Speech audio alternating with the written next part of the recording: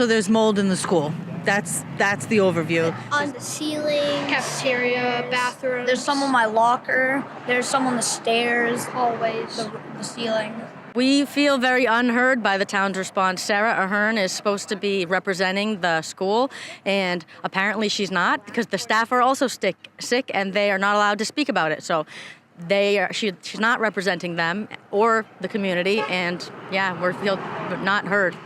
100%. You can smell it. You can see it. Yesterday, I walked into school. I was walking down the hall. I went into a classroom. I looked at the wall because apparently there was mold in there. And me and my friend just saw the whole wall covered in mold. And then I just couldn't breathe. My throat started closing up. We got some emails saying that it had been fixed. Some parents started thinking that it hadn't been fixed, and more information kept coming to light, and Facebook groups were started about, bringing attention to it. And so we're just here because we need answers and we want the school safe and healthy. There's been air quality tests that have been done that they're not testing for mold anymore. They're telling us that there's not mold. They're doing test strip testing and not blanket testing of the school. My children can tell you that there's mold in the school. They can see it. Staff is taking pictures and putting it on social media that there is still mold in the school. The HVAC system should have been replaced in 2019 and it hasn't. They can't run the AC. We're worried about what's going to happen mid-October when they legally have to turn on the heat. There was a very damning report that came out in 2019 about this school in particular, and the only way to fix the issue then was to replace the HVAC system, which was already very old.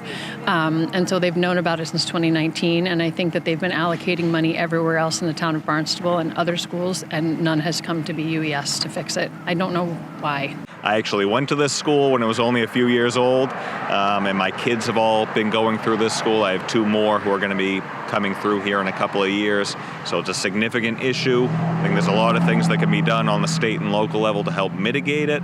I'm also on the finance committee in the town of Barnstable, so I'm aware of some of these things. I didn't know that the problem was this bad, though, so we're seeing a lot of stuff in previous reports in previous years.